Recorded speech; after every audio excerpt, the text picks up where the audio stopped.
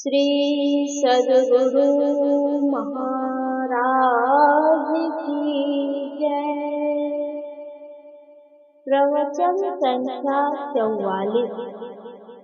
आत्मा को जानना सच्चा ज्ञान है। प्यारे सज्जनों, बहुत पहले यहाँ संस्कृत का अत्यधिक प्रचार था। प्रायः सब संस्कृत में बोलते थे। उस समय ऋषियों तथा मुनियों ने जो समय समय पर प्रवचन कहे, उन्हीं के सदुपदेशों को उपनिषद कहते हैं। कुछ काल पहले अपने देश में संकुचित विचार ही था। लोग सर्वसाधारण को यह उपनिषद ज्ञान नहीं बताते थे, इसलिए इसका विशेष प्रचार नहीं हुआ। योग सिखोपनिषद में शिव और ब्रह्मा का संवाद है। ब्रह्मा ने शिव जी से पूछा, कोई योग और कोई ज्ञान को मोक्ष प्राप्ति के लिए बतलाते हैं, आपका क्या मत है? इस पर शिव जी ने उत्तर दिया, ज्ञानहीन योग और योगहीन ज्ञान मोक्ष कर्म में समर्थ नहीं होता। इसलिए मुमुक्षु को ज्ञान और योग दोनों को दृढ़ता के साथ अभ्यास करना चाहिए। मोक्ष का अर्थ है बंधन से छूट जाना। हम सब लोग बंधन में बंधे हुए कैद हैं। शरीर में कैद है और जड़ चेतन की गिरह से बंधे हुए हैं। इसलिए सब लोग दुख उठाते हैं। यह दुख क्यों होता है? शरीर रहने पर ही दुख होते रहते हैं। काम क्रोध उत्पन्न होते रहते हैं। इसका कारण शरीर है। शरीर और संसार से छूटने से ही दुख छूटेगा। ज्ञान का अर्थ है जानना, योग का अर्थ है मिलना। ज्ञान से जानने में आवेगा कि किससे मिलना है। योग जानने से उसकी क्रिया करके उससे मिलेंगे। ईश्वर से मिलने के लिए जो क्रिया है वह योग है। जप ध्यान सरल योग का अभ्यास है।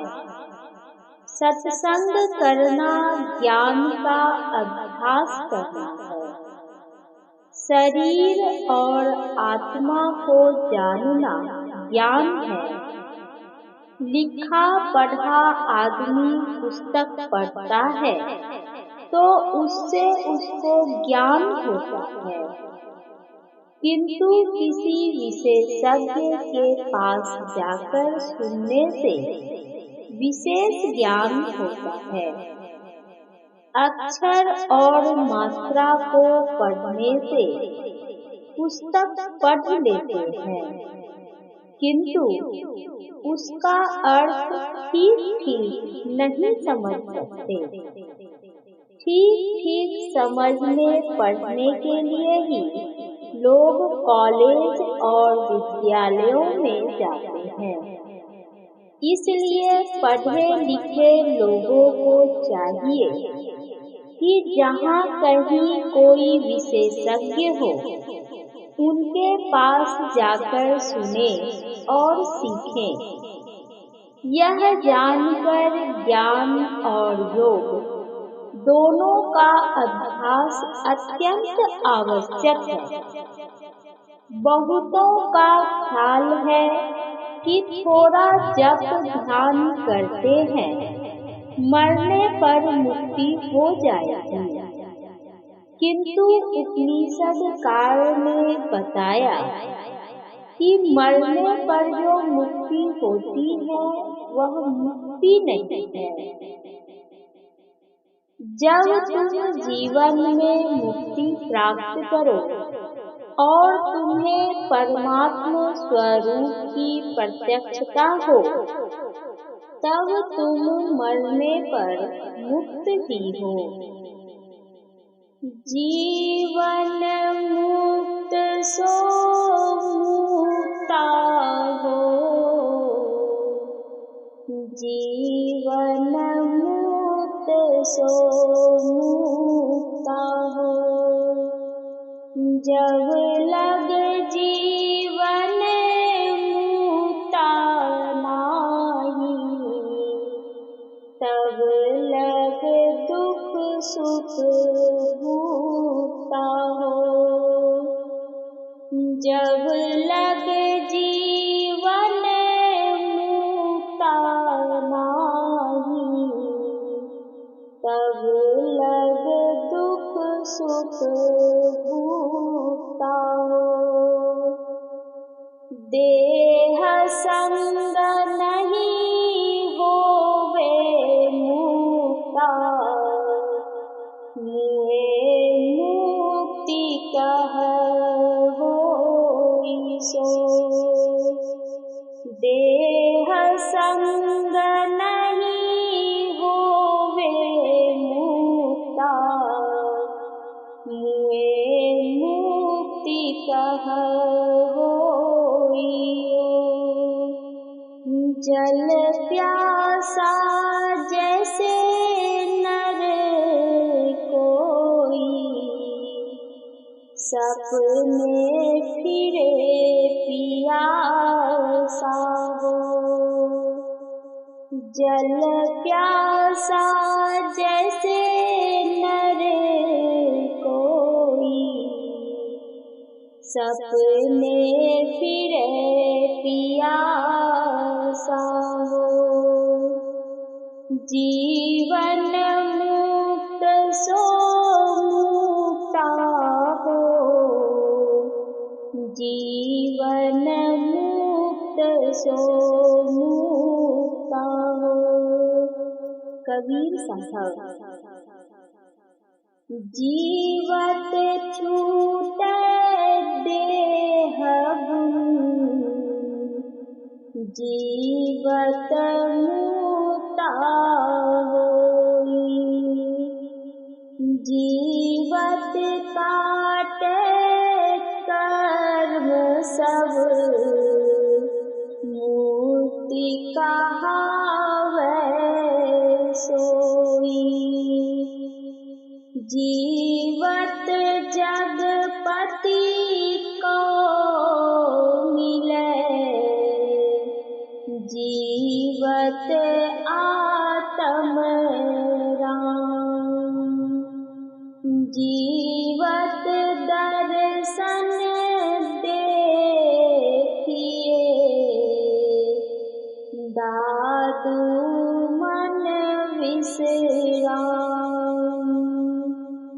जीवत मेला ना भया,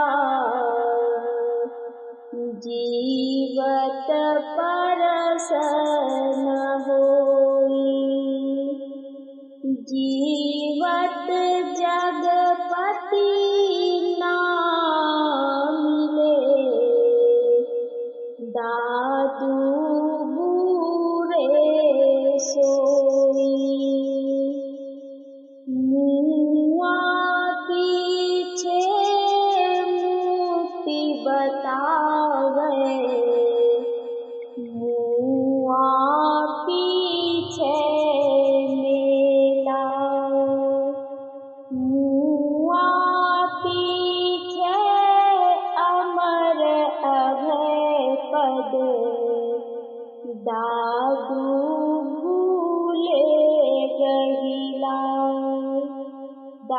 दयाल।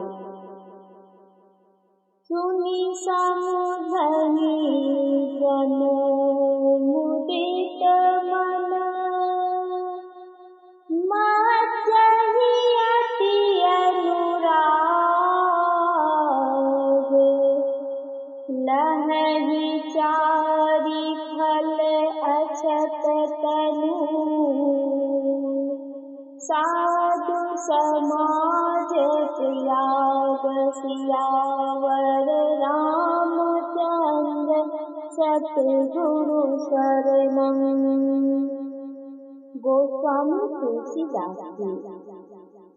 फिर इस योग सिखोपनिषद में कहा गया है कि मरते समय जैसी भावना रहेगी उसी के अनुकूल शरीर होगा। यदि मरने के समय पाशविक भावना हो तो बड़ा बुरा होगा। इसलिए सचेत रहो कि मरने के समय यह बुरी भावना न आने पावे। जिस आदमी की जागृत अवस्था के काल में जिस ओर विशेष ख्याल लगा रहता है, स्वप्न में भी वही वह देखता है। उसी प्रकार जीवन काल में जैसी भावना बारंबार होती रहेगी, मरने के समय भी वैसी ही भावना होगी। इसलिए जीवन काल में अच्छी भावना रखो, जिससे कि मरने के समय भी अच्छी भावना हो। श्रीमद् भगवद गीता में लिखा है, कविं पुराणमनुशासितारम्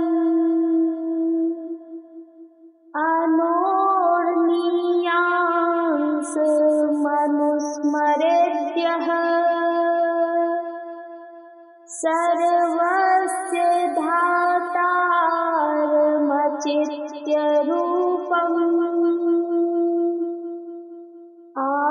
आदित्यवर्णं तमसः परस्तात् प्रयाणे काले मनसा चलेन भक्त्या युक्तो योगबलेन चैव भ्रुवोर्मध्ये प्राणमावेश्य सम्यक् सतं परं पुरुषमैपैति दिव्यम्। गीता अध्याय 8 श्लोक 9 और 10। अर्थात जो मनुष्य मृत्यु के समय अचल मन से भक्ति से सराबोर होकर और योग बल से त्रिपुटी के बीच में अच्छी तरह प्राण को स्थापित करके सर्वज्ञ पुरातन नियंता सूक्ष्मतम सबके पालनहार अचिंत्य सूर्य के समान तेजस्वी अंधकार से परे स्वरूप का ठीक स्मरण करता है, वह दिव्य परम पुरुष को पाता है। जीवन भर अपना कुछ पूजा पाठ करो, यदि उससे दर्शन नहीं हो या किसी प्रकार का प्रत्यक्ष अनुभव नहीं हो जाए तो संतोष नहीं होता। संतों की युक्ति है जिसके अनुकूल साधन भजन करने से ऐसा होता है। जैसे ठाकुरवाड़ी में कोई जाए और ठाकुर जी को नहीं देखे तो कहना चाहिए कि उसको देखने की आँख नहीं है। उसी प्रकार जिससे परमात्मा का कुछ चिन्ह देखने में आता है वह दृष्टि सबको है, किंतु उससे काम लेने के लिए, देखने के लिए लोग नहीं जानते हैं। जानकर भी कितने साधन नहीं करते। यदि साधना किया जाए तो प्रत्यक्ष हो जाए। जिनको दर्शन हुआ वे कहते हैं आपका शरीर शिवालय है, इसमें शिवलिंग की स्थापना है। बाहर में परस्पर का शिवलिंग बनाकर पूजते हैं। आपके अंदर बनी हुई प्रतिमा या शिवलिंग प्राकृतिक है, वह बना हुआ है ही, बनाने की जरूरत नहीं। वह नाद रूप है, शब्द रूप शिवलिंग है। शिवलिंग के नीचे जलधरी रहती है, उसी प्रकार उस नाद के नीचे बिंदु है। शिवलिंग नाद है और बिंदु शक्ति चिन्ह रूप जलधरी है। जो साधन करे उसको ये अपने अंदर में प्रत्यक्ष होंगे। जो अच्छी तरह कोशिश करे तो अवश्य देखेगा। ये कोई ऊंचे दर्जे की चीजें नहीं है, नीचे की ही है, किंतु मन को पवित्र रखना जरूरी है। जिसका मन पवित्र नहीं है वह उसे देख नहीं सकता। नाद का अर्थ है शब्द और बिंदु का अर्थ है छोटे से छोटा चिन्ह, जिसमें परिमाण नहीं केवल स्थान है, वह बिंदु है। बाहर में ऐसा चिन्ह नहीं हो सकता है जो आँख से देख सकते हो। कोई भी आकार या दृश्य बिंदु के बिना बन नहीं सकता। कोई चित्र बनाओ, पेंसिल रखने से जो पहले चिन्ह उदय होगा वही बिंदु होगा। फिर उसी को बढ़ाकर लंबाई चौड़ाई बनाकर आकार बनाते हैं। इसलिए बिना बिंदु के कोई आकार नहीं बन सकता। असली बिंदु को कोई योगिक दृष्टि से देख सकता है। इसके लिए किसी पेंसिल व कलम की जरूरत नहीं। अपनी दृष्टि की नोक जहाँ दृढ़ता से ठहरा रखेंगे वहीं बिंदु उदित होगा। बिंदु जलधरी है, जलधरी पर शिवलिंग खड़ा रहता है। उसी प्रकार जहाँ बिंदु उदित होता है उसके ऊपर नाद खड़ा हो जाता है। संसार में बिना शब्द के कोई जगह नहीं है। शब्द कैसे होता है? शब्द संघर्ष से होता है, गति से होता है। गति कहते हैं चलने को, कंप को। तारे चलते हैं, पृथ्वी चलती है, सबकी गति में शब्द होता है, किंतु आप सुन नहीं पाते। गति में ध्वनि है, संसार में सब पदार्थों की गति है। बिना शब्द के संसार का एक रत्ती भी खाली नहीं। हम लोगों का शरीर बढ़ता है, इसमें भी गति होती है। इसके शब्द को सुन नहीं पाते। नारियां चलती है, इससे भी आवाज होती है। जहाँ कुछ गति है, संचालन है, वहाँ ध्वनि है। संसार गतिशील है, इसलिए संसार शब्द से भरा है। आपके शरीर में भी शब्द है। स्थूल शब्द को डॉक्टर लोग कान में यंत्र लगाकर सुनते हैं, किंतु बारीक शब्द को नहीं सुन सकते।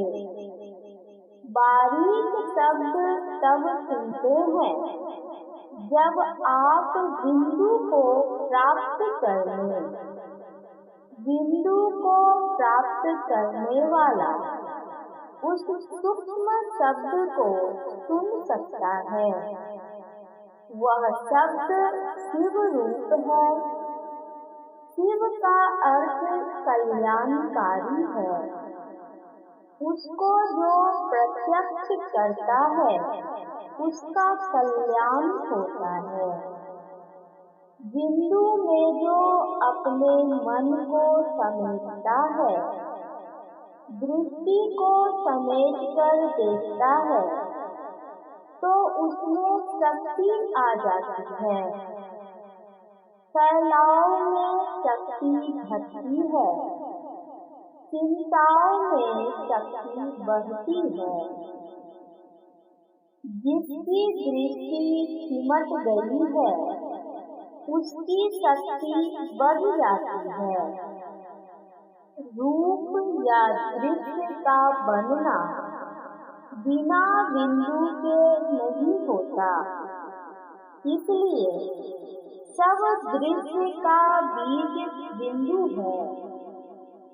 किसी आकार और दृश्य का आरंभ एक बिंदु से होता है और उसका अंत एक बिंदु पर ही होता है। दृश्य जगत का बीज बिंदु है और अदृश्य जगत का बीज शब्द है।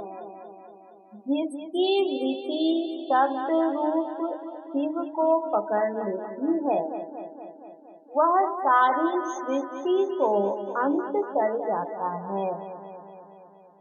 उसे मोक्ष के साथ परमात्मा स्वरूप की प्राप्ति हो जाती है।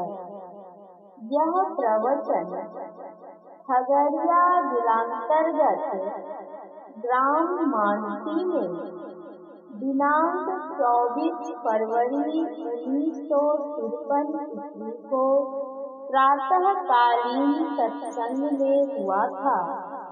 श्री सद्गुरु महा